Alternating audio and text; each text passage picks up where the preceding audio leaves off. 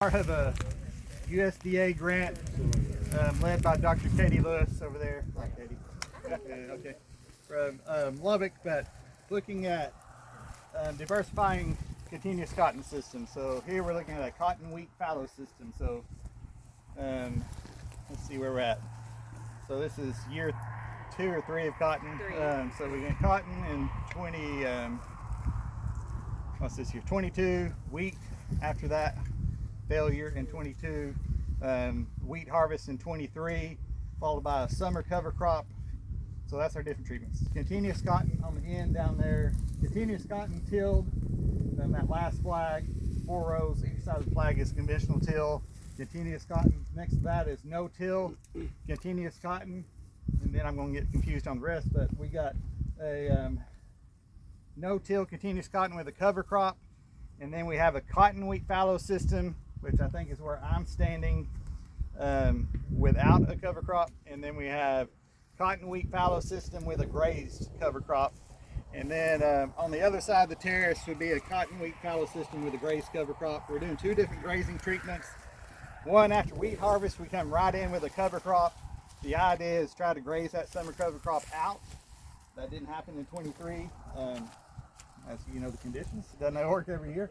And then come back with a cool season cover crop. So we planted like triticale, wheat and peas together. So it's our winter cover crop. So the difference in cover crops is one received the summer cover crop, and then the other one they both receive a cool season cover crop. So the difference is that summer cover crop. But I'll let Pinchack come up with it. The idea is cover crops in this region, do they make sense? And trying to make it, I say, palatable to our producers of a lot of questions about, can you graze a cover crop? NRCS put in a policy, hey, regenerative agriculture, you have to integrate livestock. So we say, okay, we're going to graze cover crops. And then they're like, oh wait, you were taking all the residue out. So on another field on the other side of this ranch, we're looking at different grazing durations, frequencies, those type of things on cover crops, and are we really hurting the soil carbon? What we found out, by if we let that cover crop grow, we can graze it to the ground because we kind of captured all of our carbon underground, and we let it grow back and we have some residue. So real quick, before I turn it over to more entertaining speakers than myself, is cover crop wise, what we did this year, we grazed from February through the 1st of April, pulled off, let that cover crop recover for about 2 weeks before we terminated it.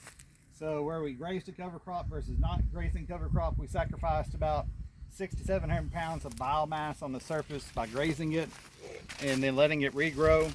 But I'll let Dr. Pinchack talk about gains and potential of grazing, and we're also looking at some perennial systems over there, and that's what we'll see later today when we move over to Lockett. But the thing about the cotton wheat fallow, trying to diversify. If we had continuous cotton, we hadn't made a cotton crop out here since we started this project. We had 2 years of summer drought, right? And we made 30 bushel wheat last year where we had a cotton wheat fallow. And then I'll let Dr. Pinchack tell you about grazing and some of the gains we saw. But then we were able to graze that cover crop, and by doing it in that long 1-year fallow period, we're trying to treat that kind of like a dual use wheat system. So it's something that producers are familiar with, something that makes sense to them, longer duration grazing rather than a high intensity, high number of cattle in a very short duration, which is kind of what was being pushed nationally as a grazing cover crop.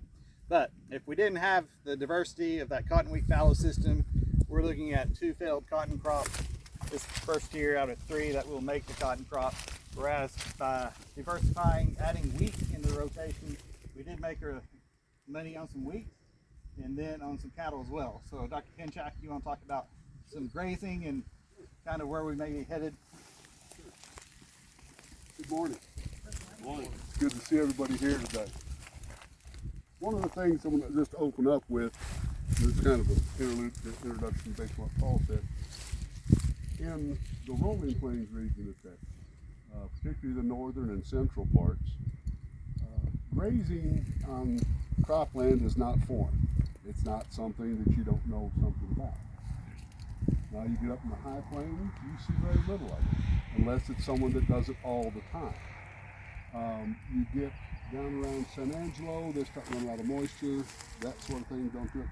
East of us, there's a ton of stuff that's grazed in higher rainfall areas. In fact, they don't even harvest the wheat, they graze it out in that flatlands country in a lot of places. So this isn't foreign to us. One of the things I want to open this all with, though, is I want you to really think, if you can remember, and those of you that have been getting dirty the last 5 or 6 years will know this. We have been through the most extreme cycle of 5 years that I have been here 40 years and ever seen, in terms of temperature, in terms of precipitation, when it occurs, how it occurs. One of the things about adding diversity to your investment portfolio, think for the same ways if you're doing it in the stock market, is that if we look at and can utilize cover crops, that allows us to diversify. Because until such time as they run out of water in the panhandle, and they end up moving feedlots, until that time happens, we are strategically located to produce stocker cattle to feeder cattle in this region. I mean, logistically, distance-wise, it just makes sense. That's why they've been here for so long. So with all that introduction, we have not been able to graze cover crops as we originally had planned until this past spring. This past spring, we had a 40-day, we were able to get 40 days of the grazing. Let me tell you about these cattle. These cattle were all steers out of Mexico. They're all lightweight. The average coming in, let me look at my notes. Let me look at my notes. Says one of y'all will try to quote me later, and I don't want to be caught lying. Okay. All right. We had 56 head that averaged 372 pounds when they came in, and they were not in good condition in terms, they were not fleshy. All right. So you need to think about that. We put them out, they weighed 372, they came off in 40 days, 504. So they gained 132 pounds in 40 days, 3.3 pounds a day average daily gain. That is not gonna happen 90% of the time with the cattle you're gonna get here, okay? 95% of the time.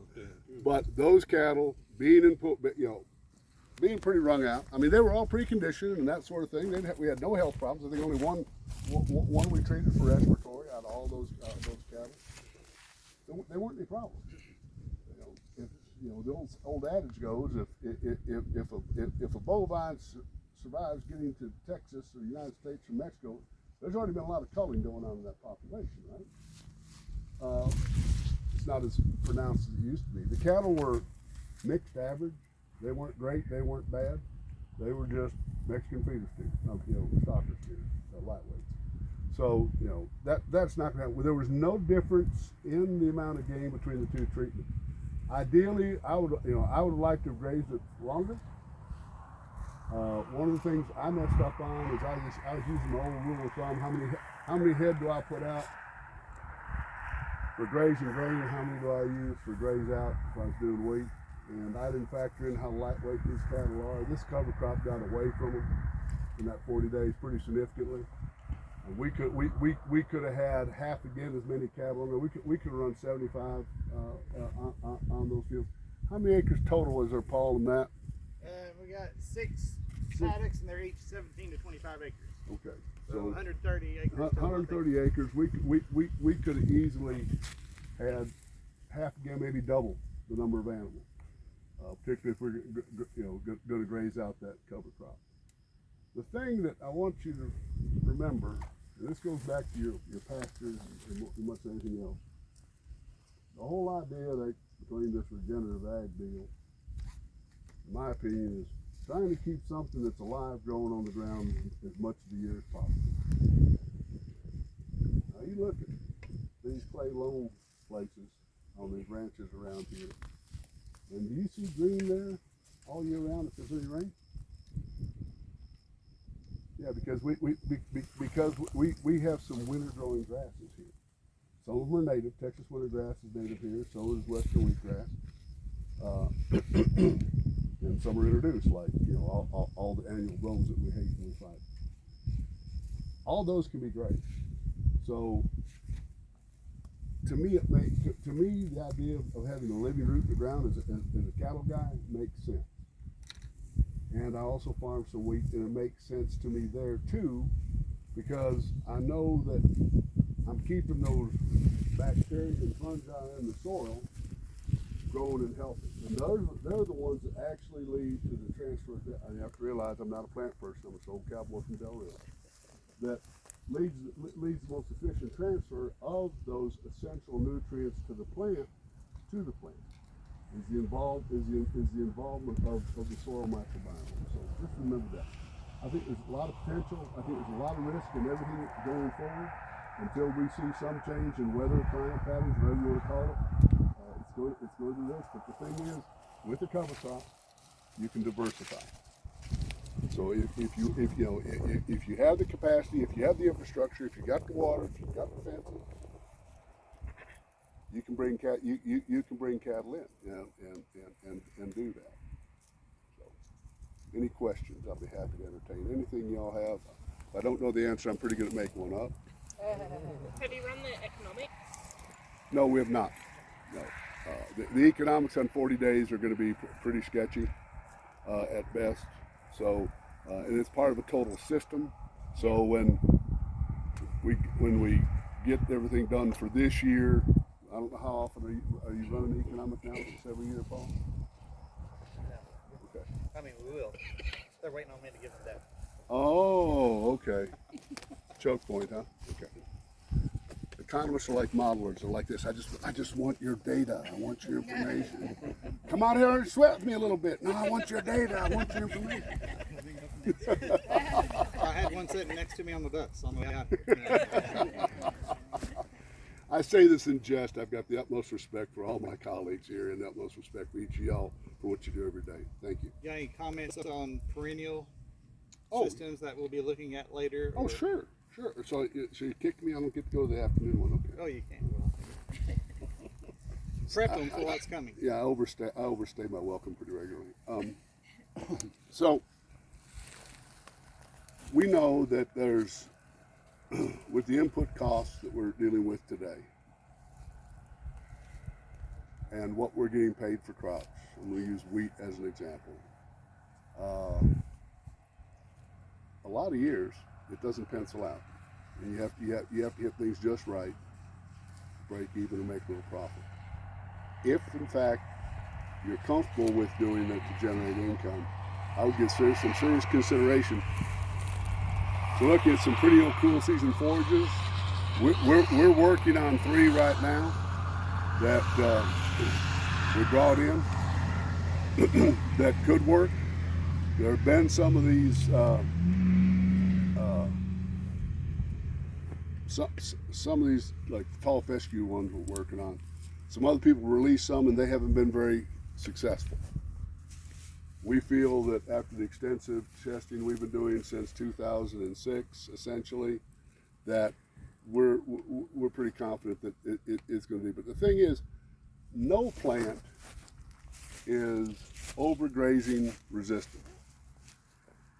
On any perennial plant, I'm going to leave you this one thing out if we had slides. I have a series of slides. Little blue stem this tall is a slide. Growing the pot. Roots this long. One is defoliated in half every year, after grazed, so it's this tall. Roots are this long. One that's grazed short every year, not allowed to regrow, be this tall, and the roots will be that long. So whatever you see in a perennial plant above ground, the underground root population is directly proportional to it. It may not be 1-to-1 or anything like that. And in these situations where plants are having to mine every bit of soil moisture they can get, that's really important. So I think it's going to be interesting. We have some of these materials, Darius will be talking about that are under increase right now. And we certainly want to start, we certainly like to get some of it out in the next year and see how it works. On your cover crops, are you sticking mainly to grasses, or are you using any of the brassicas? Or we're not using any of the brassicas here. Ours have been more grass and legume. mixtures, annual grasses and legumes. We have not used the Nebraska's here yet. We've just been going with whatever the NRCS recommendation is based, and then Paul's experience. They're always trying to use 4 or 5 different types. Yeah, we've been doing it since 2011. The thing with brassicas we found is you got to plant them early, you got to plant them on time, and we've had a tough time getting them established. And then you do get them established, they freeze out easily on the cool season. So that's been our experience. I'd forgotten that. With That's brassicas. right. Yeah. Absolutely. Okay, I'll probably take more of my allocated time, but I'm here for Question. lunch. Oh, One yes, more sir. question for you. Yes, sir. On your cover crops, I know the fact is that, like I said, you have a transfer of nutrients to the soil, but since those have been terminated, and you see all this residue down here, how much more additional nutrients are you going to get from the residue, you think? That's our next speaker is going to talk about that. Oh, okay. Thank you. Yeah, thank you for that introduction. No, and we'll mingle around here, and you look at the plots after Dr. Lewis talks, and Pinchack will be here. I'll be here, but you can look closer at the plots if you got questions between the different treatments. But this is Dr. Katie Lewis, who's trying to figure out what the question was on her way over here. But, Nick and I were having a root conversation, Okay. so I missed the question. I was trying. she is my counterpart out in Lubbock. She's worked a lot more in nutrient cycling than me, but has worked a lot. She's duplicating this system as far as the cotton wheat fallow system. They've been doing it a little bit longer out in Lamesa, Lubbock, halfway. Thank you, Phil. Irrigating dry land. So what I learned when I go over there is that you farmers here have an unfair advantage because y'all live in an oasis compared to it just The Joaquin Valley That's here right, in so- Texas. Anyway, you want to talk? His question, if you didn't hear, was I about did have one more question. carbon nutrient cycling. Okay.